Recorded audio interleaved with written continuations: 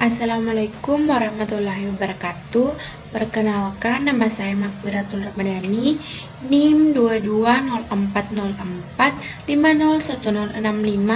kelas C, program studi bimbingan dan konseling, jurusan Psikologi Pendidikan dan Bimbingan, Fakultas Ilmu Pendidikan, Universitas Negeri Makassar.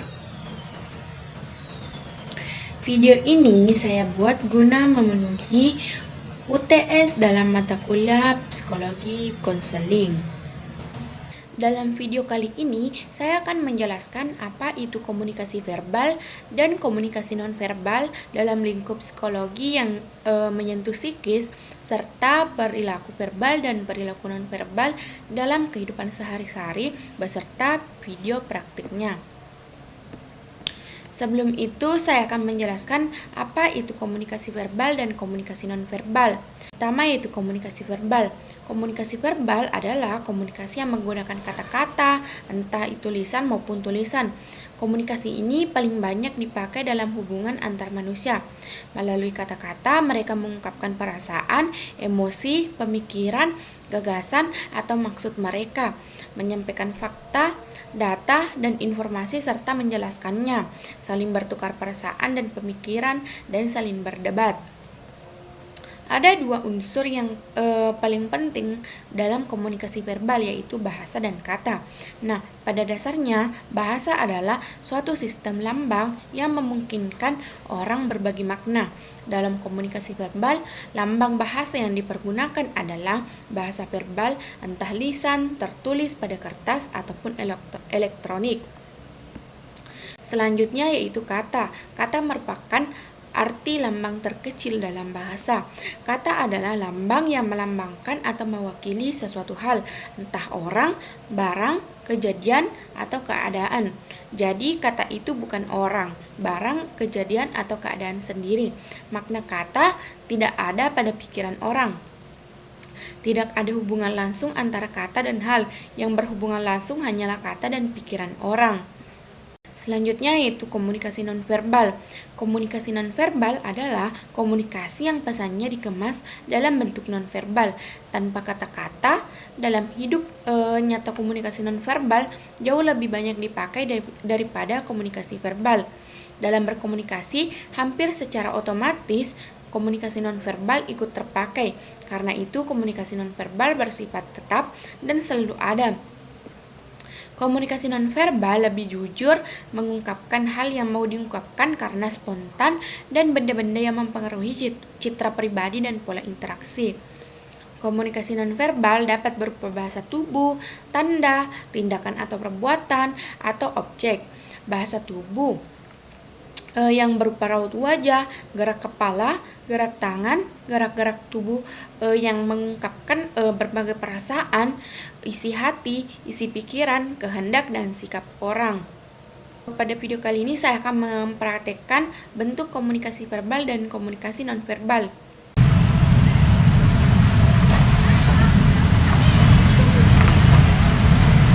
Kenapa tidak Sabita? Ada masalah tak?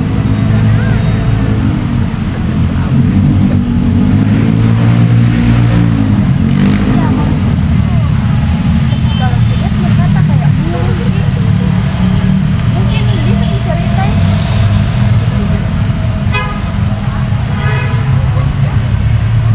Masalah boleh. Sejauh tak tahu. Sejauh kita mantap. Gara-gara apa? Tidak ada sekali nih teman tak?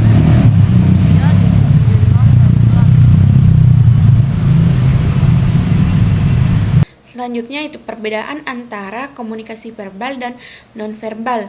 Pertama, komunikasi nonverbal yang dianggap lebih jujur. Jika perilaku verbal dan nonverbal yang tidak konsisten, kebanyakan orang percaya perilaku nonverbal. Ada sedikit bukti bahwa perilaku nonverbal sebenarnya lebih dapat dipercaya daripada komunikasi verbal.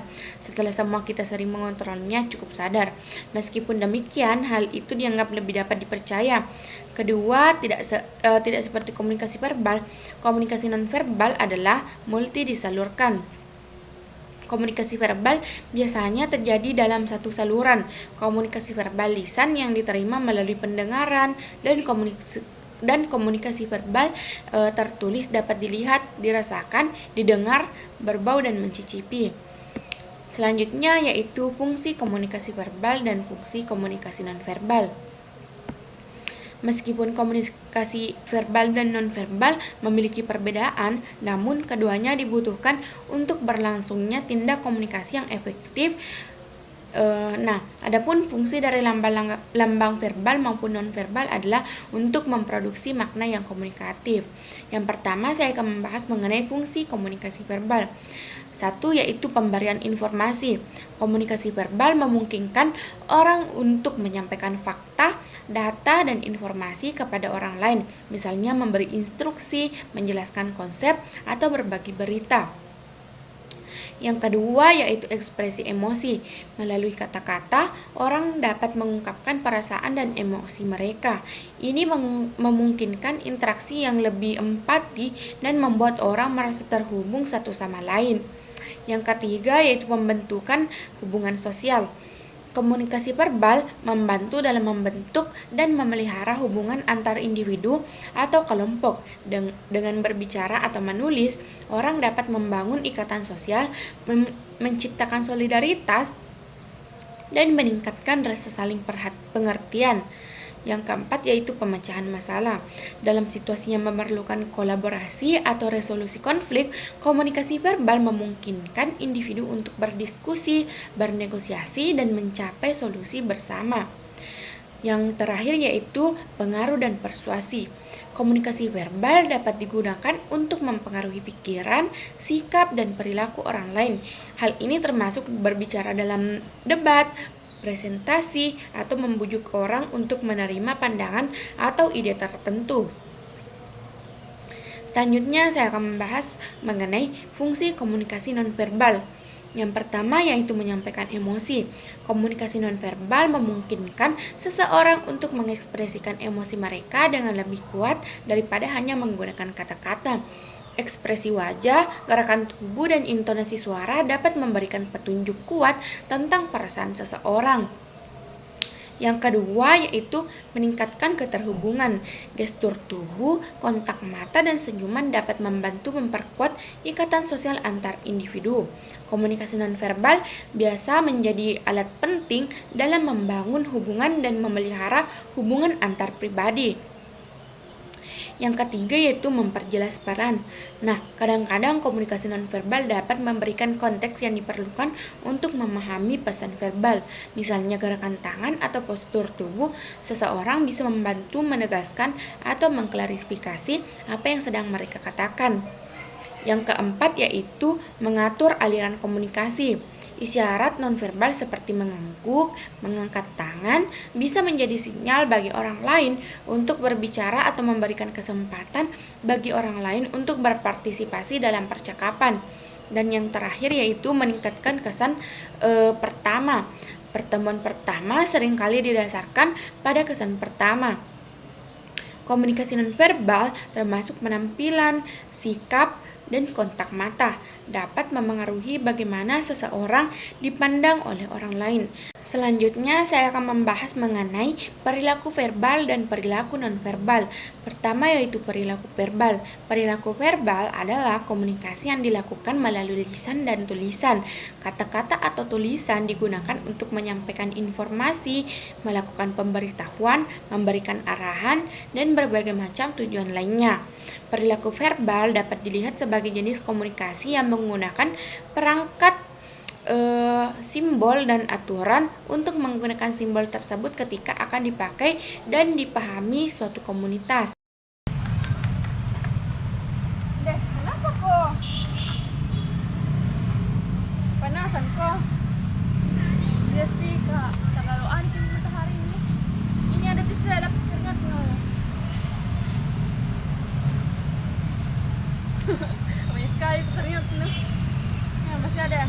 Lagi.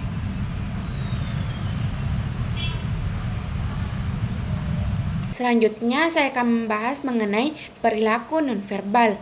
Perilaku nonverbal adalah komunikasi yang dilakukan melalui cara-cara yang tidak melibatkan penggunaan kata-kata. Ini meliputi berbagai bentuk seperti gerakan tubuh, mimik, ekspresi wajah, kontak mata, dan berbagai macam tindakan lainnya. Perilaku nonverbal dapat menggantikan atau menekankan pesan verbal, menggambarkan keadaan emosi, dan menggambarkan tindakan atau tindak balas terhadap situasi.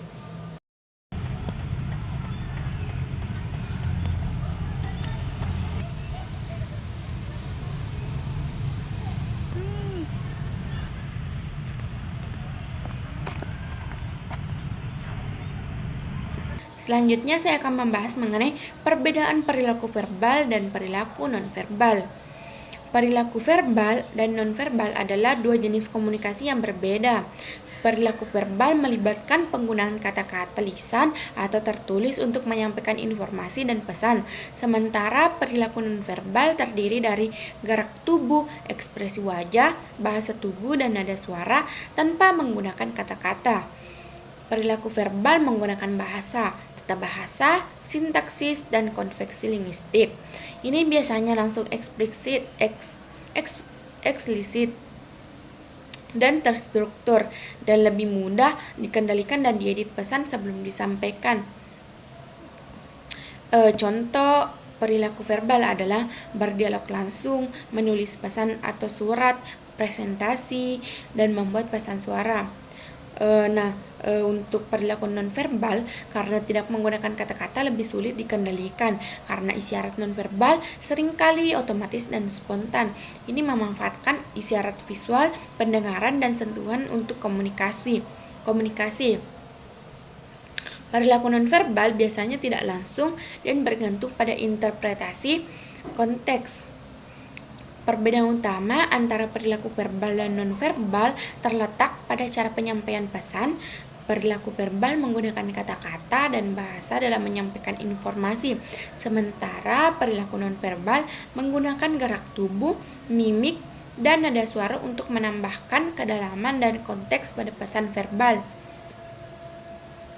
Perilaku nonverbal dapat menggantikan atau menekankan pesan verbal dan menggambarkan keadaan emosi, serta menggambarkan tindakan atau tindak balas terhadap situasi. Selanjutnya yaitu fungsi perilaku verbal dan perilaku nonverbal.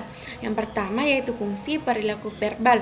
Perilaku verbal merujuk pada segala tindakan yang melibatkan penggunaan kata-kata, baik dalam bentuk lisan maupun tertulis. Fungsinya sangat bervariasi dan penting dalam berbagai aspek kehidupan manusia. Yang pertama yaitu pemberian informasi. Salah satu fungsi utama perilaku verbal adalah untuk menyampaikan informasi, termasuk fakta, data, ide, dan konsep. Ini bisa terjadi dalam bentuk percakapan sehari-hari, pidato, presentasi, atau tulisan. Yang kedua yaitu ekspresi emosi. Perilaku verbal memungkinkan seseorang untuk mengekspresikan perasaan dan emosi mereka melalui kata-kata. Ini bisa berupa menyatakan cinta, kebahagiaan, kesedihan, atau marah melalui ucapan atau tulisan. Yang ketiga yaitu pengaruh persuasi. Perilaku verbal sering digunakan untuk mempengaruhi dan meyakinkan orang lain. Ini bisa dalam bentuk debat, argumen, atau presentasi persuasif yang bertujuan untuk merubah pikiran atau perilaku orang lain. Yang keempat yaitu pembentukan identitas dan hubungan. Cara seseorang berbicara atau menulis biasa mempengaruhi cara orang lain memandang mereka.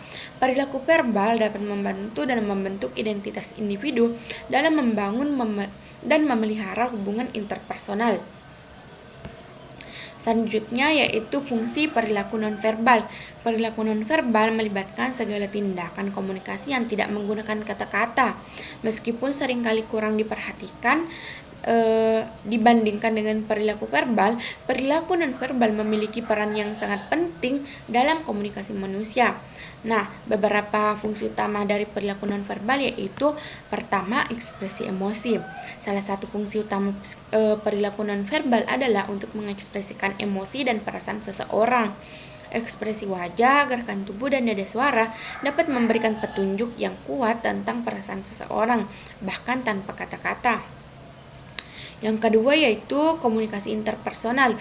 Perilaku nonverbal membantu dalam membangun hubungan interpersonal yang kuat dan memfasilitasi koneksi emosional antar individu. Kontak mata, senyuman, dan sentuhan adalah contoh-contoh penting dari perilaku nonverbal yang digunakan dalam interaksi sosial.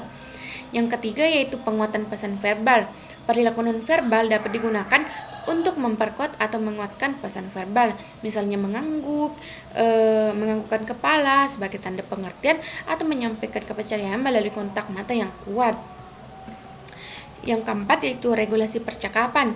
Perilaku nonverbal seringkali digunakan untuk mengatur aliran percakapan. Isyarat seperti mengangkat tangan atau mengangguk dapat menunjukkan keinginan untuk berbicara atau memberikan kesempatan kepada orang lain untuk berbicara. Dan yang terakhir yaitu menunjukkan ketertarikan dan perhatian. Gerakan tubuh seperti menghadapkan diri, mengangguk, atau mengangkat alis dapat menunjukkan ketertarikan dan perhatian kepada lawan bicara. Mungkin itu saja yang bisa saya sampaikan dalam video kali ini. Mohon maaf apabila saya ada salah dalam berkata. Terima kasih. Assalamualaikum warahmatullahi wabarakatuh.